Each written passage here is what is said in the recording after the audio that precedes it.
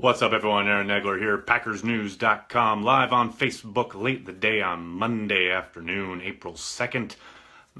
Pretty quiet on the Packers front today, although they did announce the off-season dates for not only the start of their off-season workouts, which will be April 16th, but also the beginning of OTAs, otherwise known as Organized Training Activities, and the mandatory minicamp, which will be mid-June. But Josh, hello. Thanks for joining. Russ, thumbs up. What's up, buddy? Happy Monday, Luis. Thanks for joining us. Ernest, thanks for hopping on, man. Like I said, the Packers announced their off-season dates, pretty much what we expected. The 16th is really the one to circle. That's April 16th. That's when the team will reconvene in Green Bay. Aaron Rodgers and company will all fly back and begin their training as a group. They're still not allowed to hit the classroom at that point. The coaches aren't allowed to get their hands on the guys until the start of OTAs, but they will begin the path to the 2018 season. Michael from Fond du Lac, what's up, man? So, like I said, I thought I'd jump on. Clearly not a whole lot of news since the signing or the loss for the Packers of Jeff Janis to the Cleveland Browns last Friday. I started on my draft series today. It should be posted later this week.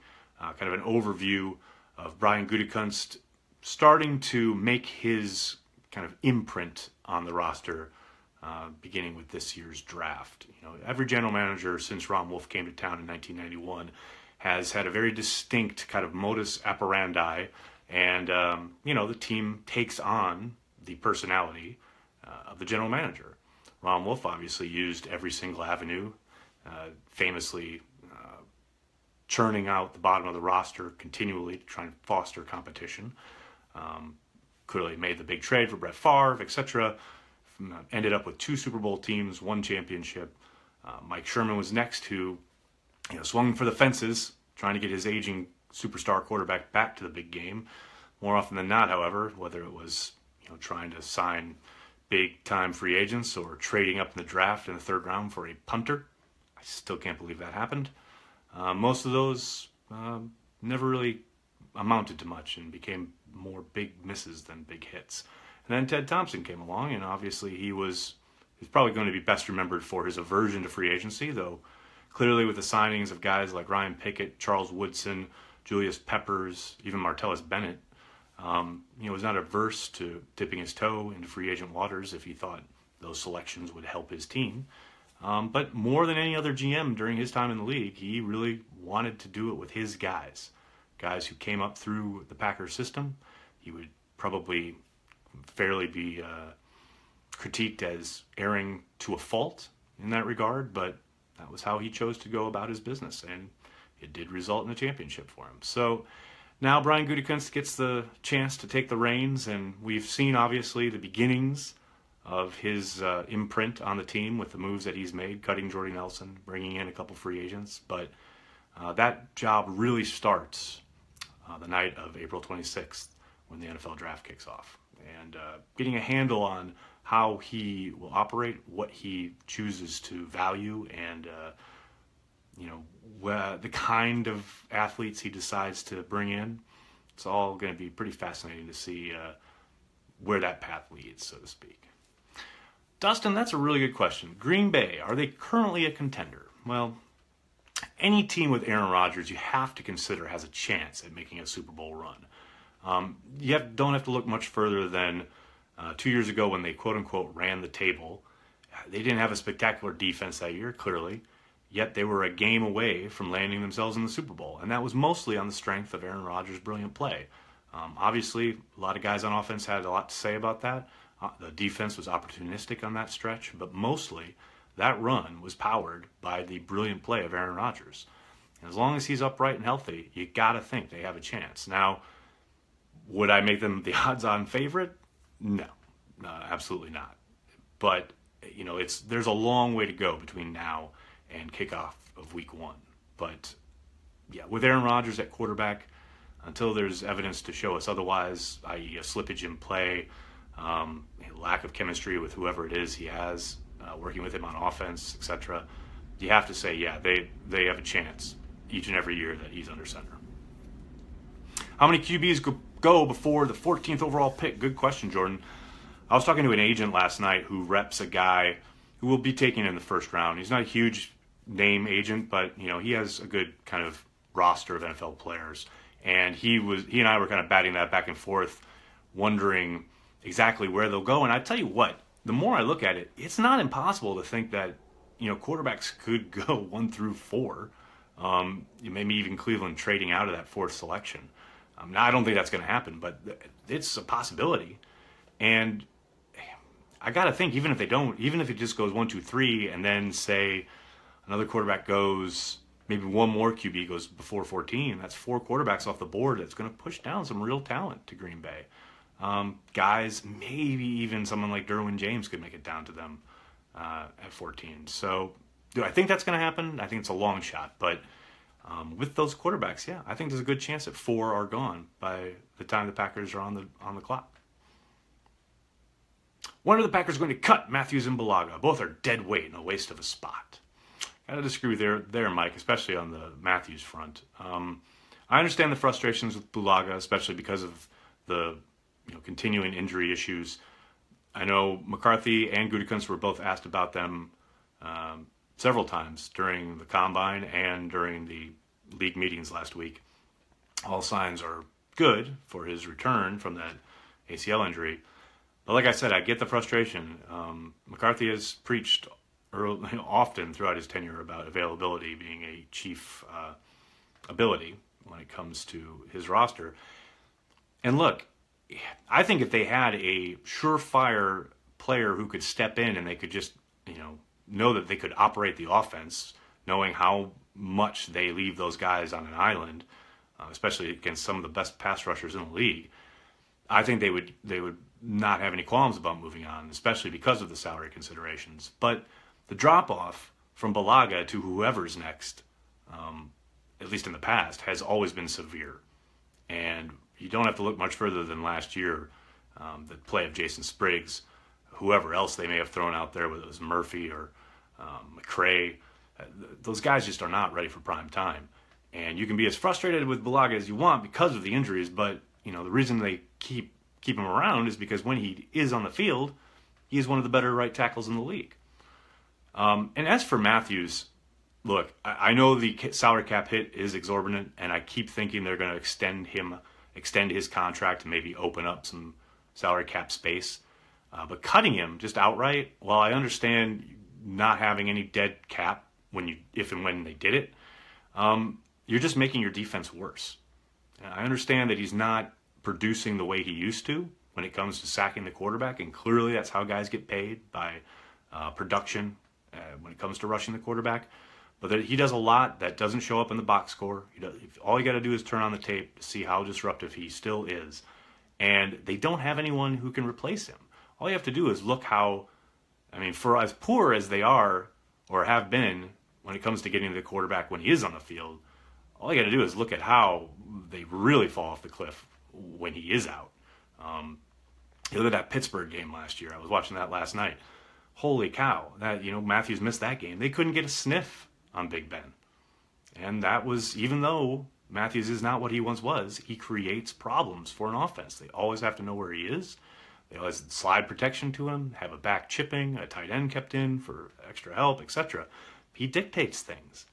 And right now, they don't have anyone else that does that. So again, they're kind of the same spot. It's one thing to say we got to move on from these guys and they're taking up cap space, etc. But if you don't have viable replacements, and the Packers clearly do not, then yeah, you keep them around. Raji at right guard. Now you're talking. Any news on the Jordan Matthews front? Nothing yet, Mike.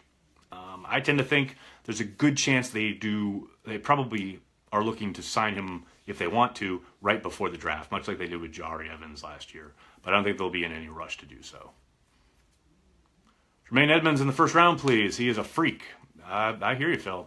He is absolutely a player that they will undoubtedly have their eye on. He's extremely young, so you have to think he has a lot of growth left in him, especially when it comes to his body and filling out his frame. But yeah, I hear you, man. He would be talk about disruption. Talk about somebody who offenses would have to count, make sure they know where he is down in and down out. He would definitely fit the bill. Nick Perry better this year. It would be nice to have a club-free hand with him all year. John, I hear you there. Talk about frustrations. Here's the thing. Perry has been solid when he has been on the field. Obviously, the issue has been availability. Sounds familiar.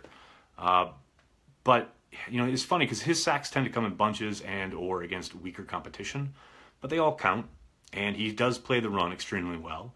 He just has to stay on the field. So, with the proviso that, he has to stay healthy, what else is new?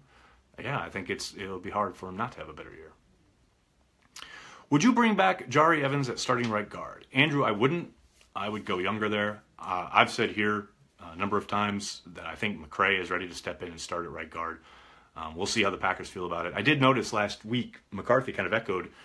He thought that McCray had done some really nice stuff at right guard. So maybe McCarthy's of the same mind. But we'll see how the draft goes. Maybe if the draft comes and goes and Gudykunst doesn't feel good about that position and Evans is amiable to return, maybe they give him a call. But I would tend to think they'll try to go young there. Is Bulaga for sure coming back? I don't know, Chris. We'll see. All signs point to yes, but until we're there April 16th, and the guys have all reconvened, we'll see. McCarthy keeps saying the same thing about Bulaga. He's down in Florida rehabbing, and all signs are good. But if they were to make a move, they could easily make one either prior to the start of the offseason program, maybe the start of OTAs, etc. So we'll see. I think a lot of it will be dependent upon perhaps getting back into the building and having Dr. McKenzie, take a look at him. What does a Mike Pettin defense look like? It's a good question. It really depends on what he has to work with. If you look at his time in New York with the Jets, his defensive philosophy and how he deployed his troops, so to speak, was a bit different than when he was a defensive coordinator in Buffalo. And a good chunk of that was because of the talent on hand. In Buffalo, he used a lot of four-man fronts. He famously had Mario Williams doing a lot of different stuff there. Whereas, with the Jets, he had Darrelle Revis. So he was able to do a lot of man stuff, single high safety, that he didn't replicate a whole lot when he was with Cleveland as a head coach. And some of that is just because of personnel. So I think part of what the defensive identity will be and how he'll kind of attack offenses in Green Bay will be largely dependent on how this draft goes. Would rather them use picks to move up back into the second round. That's a possibility. Here's the thing. With 12 picks, they've got pretty wide open maneuverability when it comes to the draft. And Gudykunst has said, you look at your board and there's a cluster, say, of talent that's similarly graded. You can move up or down the draft board because of the fact that they have so many picks. That gives them currency, so to speak, to kind of talk to teams and try and drop down or move up as they see fit. I still tend to doubt that they will jump up in the first round, but in the second round I could see it. Well, thanks for the kind words about the podcast. Very nice of you. How about trading up for the Notre Dame guard? Mary Beth, I tell you what, Quentin Nelson is probably a once-in-a-lifetime prospect at that position. I can't in any way, shape, or form see the Packers trading up for a guard just because of the positional value or the lack thereof. It's very rare that guards get taken in the top 10. And when it has happened, it's been very hit and miss. I can't imagine Gudykunst going that route. Now, that said, he is, obviously as a new GM, we don't have a track record to work off of. Perhaps he values things a little bit differently than Thompson has in the past, but I would be very surprised if that was the move. Still think they're going to trade down to acquire more top 100 picks. It's a possibility. If your mock doesn't have Minka at 14, I will be sad. Well, stay tuned. We'll find out. I will say Lance Zierlein had him going to the Packers in his last mock at NFL.com. So there you go. You should be happy about that. Derwin James or Fitzpatrick, better fit for the Packers? I'll say Derwin James just because of his pass rushing ability. And I know Fitzpatrick can do it all. He can rush the passer, obviously.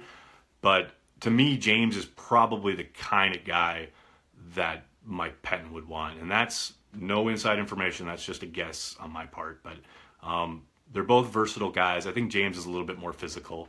I just tend to think Derwin James would be the pick there. But that, again, that's pure guesswork on my part.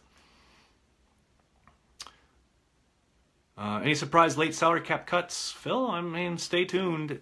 I tend to doubt it, but we've talked about Bulaga here today a little bit. Clay Matthews might still be enticing because of the fact that they would have absolutely no cap penalty for doing so. I tend to doubt either of those happen, but I know Randall Cobb is something that a lot of people talk about. Again, that's something I don't see happening, but they wouldn't be a surprise if you saw him coming. Do you think Ty Montgomery is still our number one running back? No. I think that will undoubtedly be a job that is split between Jamal Williams and Aaron Jones to start. But I've said here repeatedly, I'm pretty sure once Aaron Jones has pass protection down, and once he improves in that area, if he improves in that area, that will be his gig. That said, I think Ty Montgomery will still be used a fair amount. I think he'll be used, in passing situations, especially in spots where, McCarthy wants to be able to dictate what defenses do. And by that I mean, when we talked about a little bit a few minutes ago about when the Packers ran the table, a lot's been made about how Jared Cook returned at that time, and that really helped open up the offense. But the other thing that really happened down that stretch was Ty Montgomery and his versatility. Obviously, the Packers had to go to him out of necessity because they had all those injuries at running back. But his ability out of the backfield and, Rodgers being able to split him out and defenses reacting to him pre-snap really helped Aaron kind of take advantage of defenses at the line of scrimmage. In a way, just because of his receiving ability, his background as a wide receiver, they went from, they could be two tights with a back in the backfield to all of a sudden 5 wide. That's the versatility that Montgomery gives them. And I don't think it'll ever be, they'll have like the situation where they'll have like a bell cow that gets the majority of the carries. I do think Jones will end up being the lead guy. He'll be kind of 1-2 with Williams. And Montgomery will be used when they're probably in hurry-up / passing situations. Arden Key in the second round, maybe. I don't know, Mike. I don't know anything about how they feel about him, obviously. I'm not a huge fan. I just think there's way too many question marks there. If a second round, late second round, maybe I think would be his value. So I guess it's a possibility. I would pass myself, but maybe the Packers feel otherwise. How good can Aaron Jones be? Very, very good if he gets the pass protection aspect down, especially in McCarthy's offense. Obviously he's got to stay on the field. He got nicked up a couple times last year, but I tell you what, his vision, his wiggle, his ability to get skinny, he's got deft hands. He can definitely be a receiver out of the backfield, so that doesn't limit him as far as usage goes. It's all about pass protection. If he can step up that part of his game, he could be very, very good. Marcus Davenport, Mitchell, that's another guy I'm not wild about. I tend to think he's much more of a media creation. I think his agent's done a really good job of getting his name out there, so to speak, after the college football season ended. And that's not to say he won't be a fine pro or couldn't be a fine pro or the Packers don't like him. I tend to think they'll look elsewhere, but it's a possibility. BJ Raji is the new gunner to replace Janis. Now we're talking, Andrew. Steve says, bold prediction, Vince Beagle gets 5 sacks this year. I mean, that's what you would hope for, right? By the way, Vince Beagle announced that he's on Instagram this afternoon. That's my big news for you, folks. So find Vince Beagle on Instagram. But yeah, I mean, look, he's such a mystery at this point because we absolutely know nothing about him from last year, seeing as he missed the entire offseason and most of the first half of the season. But yeah, you have to think, I said it last week, everyone talks about this draft class and how they need to go defense, etc. A big part of improvement on the defensive side of the ball will come from last year's draft class. Guys like Vince Beagle, Montrevious Adams, even Kevin King, who did play obviously last year, but was dealing with a bum shoulder the entire season, and then eventually that's what got him shelved on IR. Those guys have to step up, including Beagle. And, yeah, 5 sacks. I'm sure the Packers would take it. What's going on with House? Nothing yet, Jeremy. I know my friend Rob Demovsky wrote in one of his most recent ESPN pieces that they were slated to talk this week. I haven't heard anything other than that, but that would make sense. Find some more depth. And I know Packer fans will talk about a need to improve and his up and down plays, inconsistent play, and I would agree with all of that. But remember, just because they sign a guy now doesn't guarantee that he'll be on the roster come week 1. So I think it's a good idea if they were looking at it as a way to kind of bolster the group, add a little bit more veteran depth and competition at that spot. It allows them to open up their draft board a little bit and not be so boxed in need-wise. But, yeah, I haven't heard anything outside of the fact that they're slated to talk. Wide receiver in round 1. Ryan, I tend to doubt it, but you never know. It really depends on how Gudykunst has, how he rates guys like Ridley. I'm sure the Alabama prospect is the one we've all heard a lot about. It really depends on what they think. It's funny, looking back at Ted Thompson's draft classes, he never took an offensive skill position player in round 1. The closest he came was 2008 when he dropped down out of the first round and took Jordy Nelson at the top of the second. Outside of that, not a one. And obviously Gudykunst is not Thompson, but you do wonder if they have similar philosophies or if he shares that philosophy of, trying to find big bodies, trying to find athletes there at some of the meat and potato spots, offensive and defensive lines, as opposed to, looking at wide receiver, running back, etc. Clearly, Thompson had a lot of success drafting wide receivers in the second round, but you can't discount it. It really depends on what they perceive the value to be. Obviously, there's a bit of a need there now that Nelson is gone, and without if they don't sign Matthews, maybe that's something they look at. What would you say if Gudykunst took a QB at 14? I'd say, here we go. I don't know. Depends on the QB. I'd be pretty surprised. I'd probably order beer early. But, I don't know. It'd be fun, though. Just to watch Twitter melt down. It'd be great. All right, everybody. I'm going to have to jump. But thank you so much for all the questions. I'm sorry if I couldn't get to yours. They do fly by very fast. But I'll be back tomorrow, unless there's any breaking news tonight. In the meantime, make sure you're checking PackersNews.com for all the latest. I'll talk to you guys tomorrow. Have a good night.